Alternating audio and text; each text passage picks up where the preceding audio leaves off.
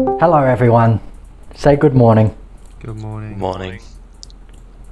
I mean like a good morning, Miss, do that. Good morning, Mr. Crab. Very enthusiastic class today. Today we're learning about the Five Nights at Freddy's law. Alright, let me turn on my video. Hell yeah. Oh my gosh. Oh my god, his hands. Alright, you guys ready? Are you guys ready for the law? The law? Yeah, man. Are they gloves? No. I painted my hands. By the way, I chose the wrong type of paint also, so all my pores are starting to dry up and it's starting to sting.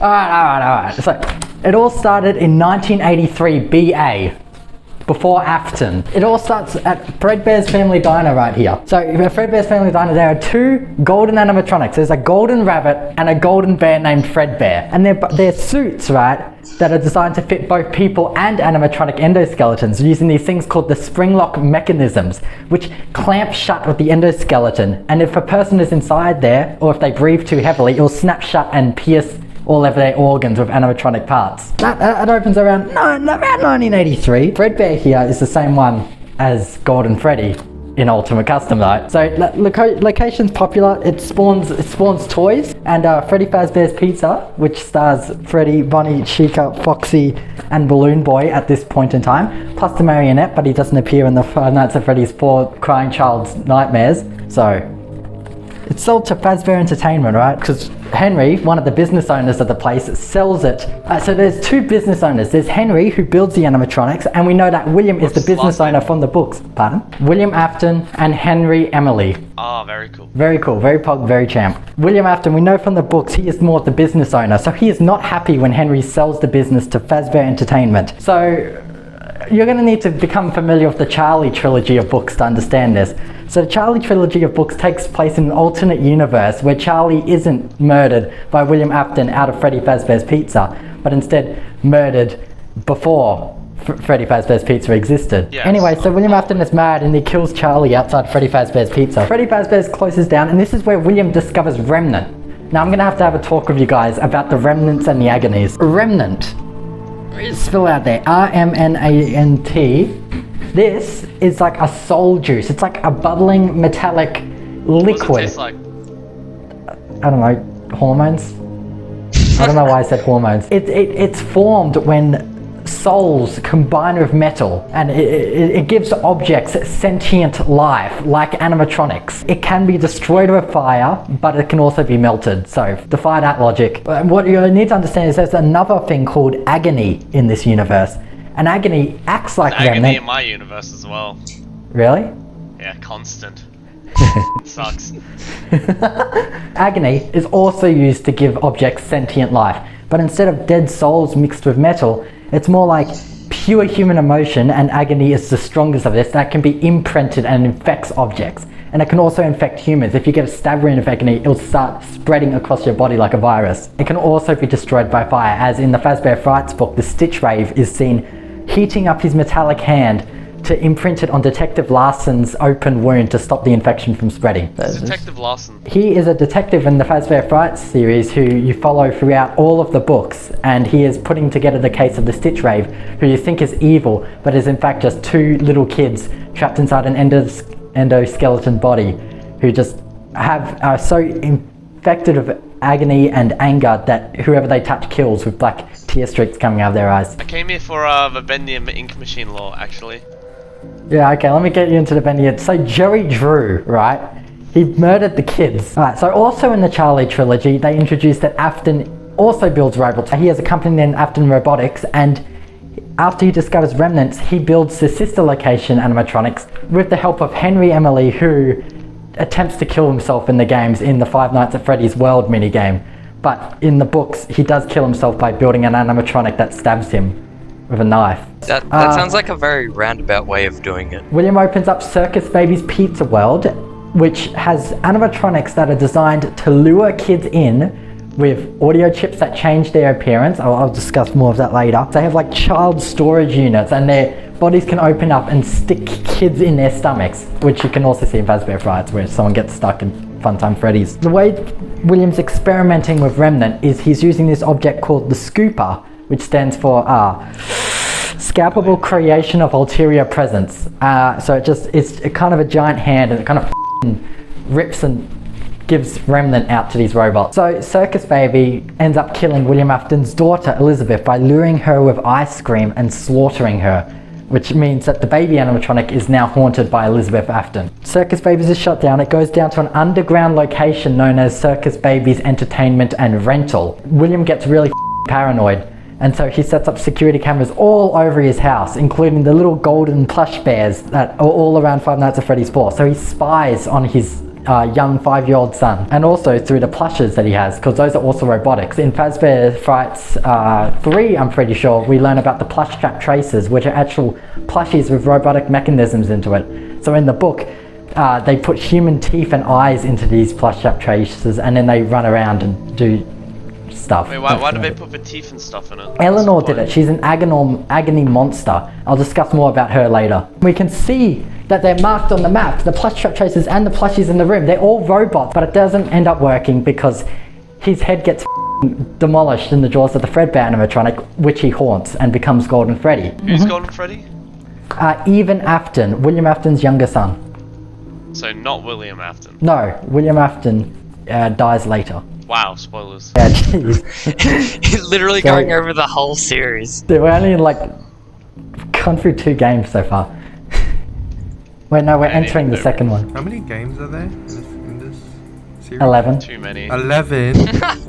In the Charlie trilogy as well, it's underneath the house at Funtime like animatronics are hidden, and they use these chips that Afton Robotics designed that play an audio frequency so specific that it alters an animatronic's physical appearance, so they can make themselves look like monsters.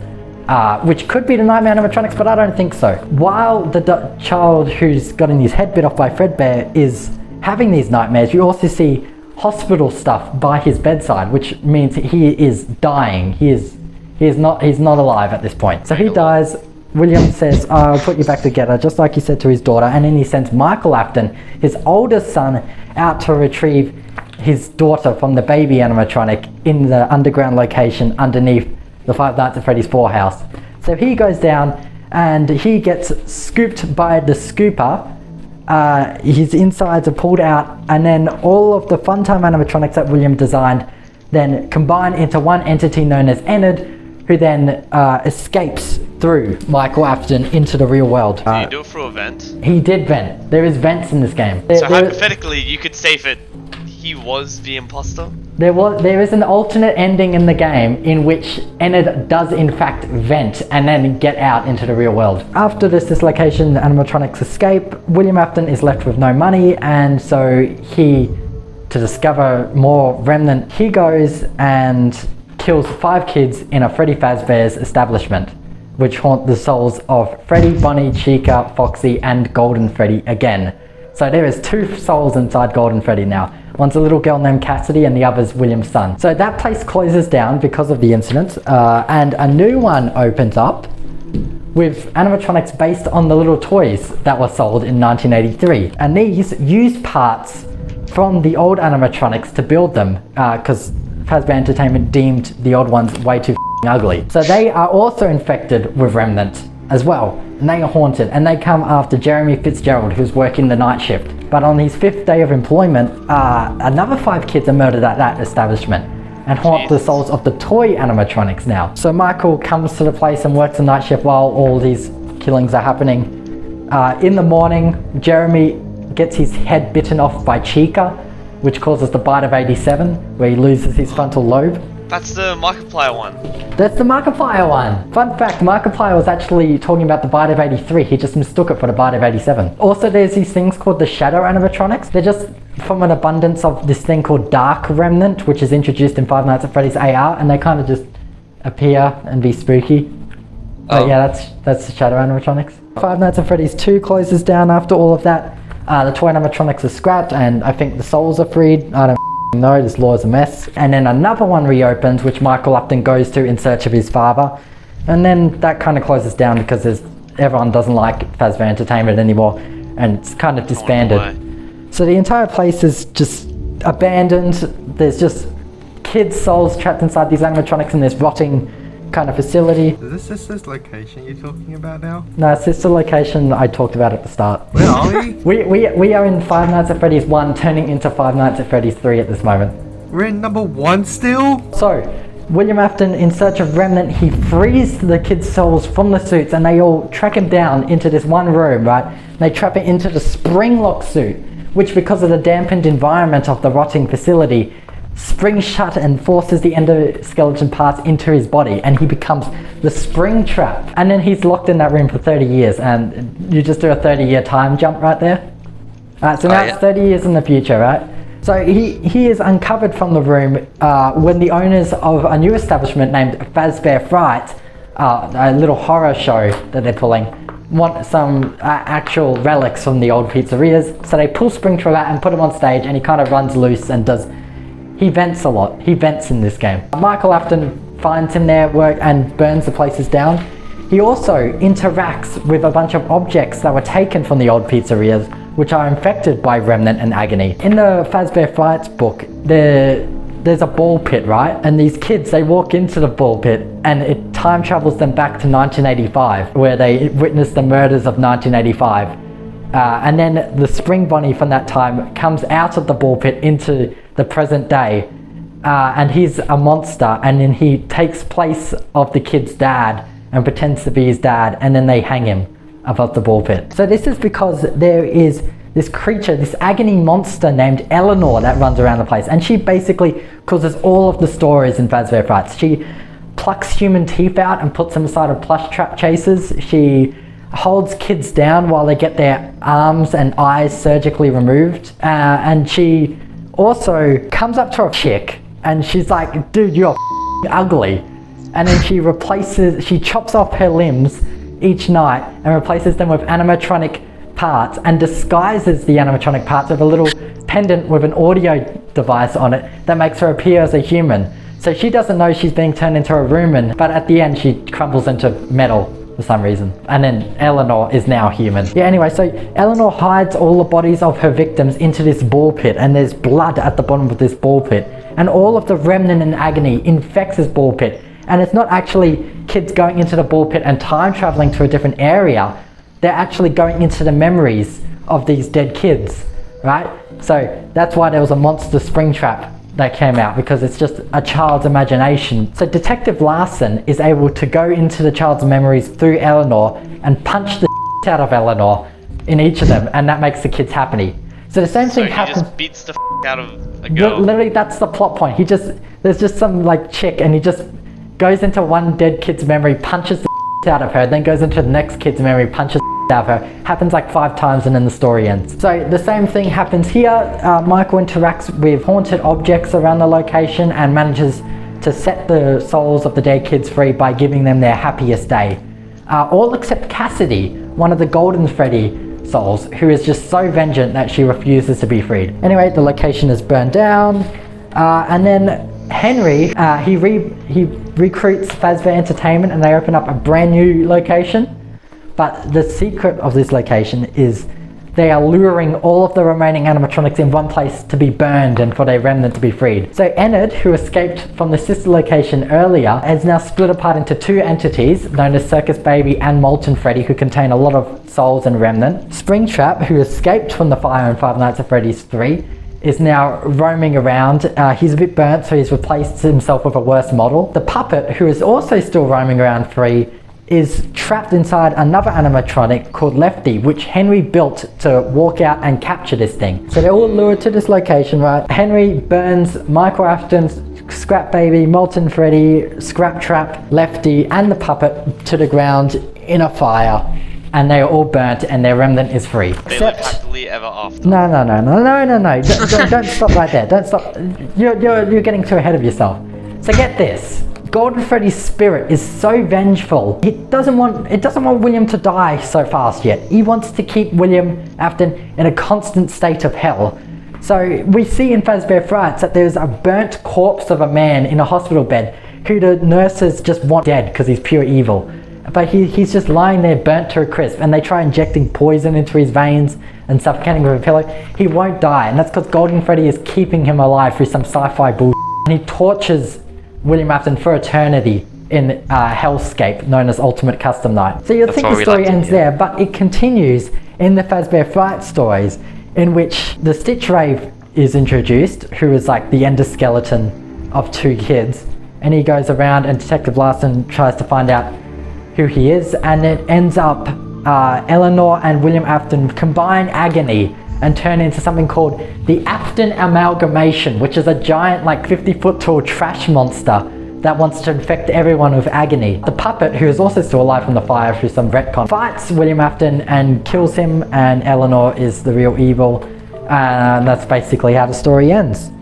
Except that William Afton's soul is still embedded, a bit of it's embedded onto a animatronic servo, which is scanned in for the creation of the VR game Five Nights at Freddy's Help Wanted, which is an in-universe VR game based on the tragedies of Freddy Fazbear's Pizza. All of the lore and all of the games that came before this is actually made in-universe by an indie game developer named Scott Cawthon. So all of this lore doesn't matter.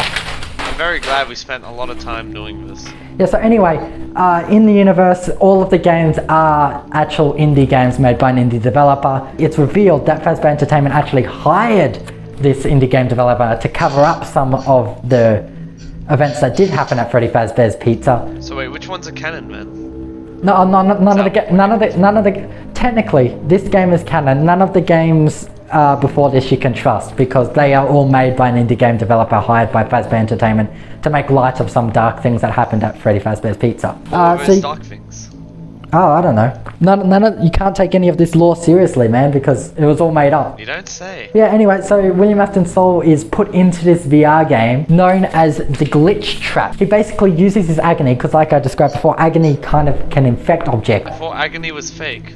No, agony still exists. Look, man. Are you doubting me here? He's doubting the Yeah, teacher. thank Get you. him. Sick him. Yeah, go to the principal's office. And there he goes. Anyway, so he uses his glitch trap form to infect people who play the VR game. They have like a little bit of mind control from William Afton. So the first guy he infects, Jeremy, ends up killing himself with like a paper guillotine. The second lady is named Vanessa, and she starts following William's orders. She makes a rabbit suit out of fabric and is kind of hesitant, but does generally carry out William's plan, which leads to the AR game Special Delivery. Okay, so the concept for this is, after Fazbear Entertainment has rebranded and everyone's forgotten about the incident, they make a Netflix subscription service in which you can sign up for it, and animatronics will be delivered to your doorstep regularly. What? You'll sign up for this, the Fun Time package service or something like that, and animatronics will just be shipped to you, even with like dead bodies still inside them, because the customers complain about the smell of the spring traps they're sending out. Vanny, or Vanessa, hacks into the Fazbear Entertainment system and makes all of these robots evil, and they come attack you. So that's the plot of that game. And then she goes attacks the Pizzaplex. That's it. Yeah, that's all. That's all that happens. Yeah, I think that's pretty much it. I think you guys all caught up on the lore at this point. For the next game. I have questions though. Okay. Yeah, we have go ahead. questions. Oh, what's in the box? Another Orange question. Man, Fazgoo. Don't you dare.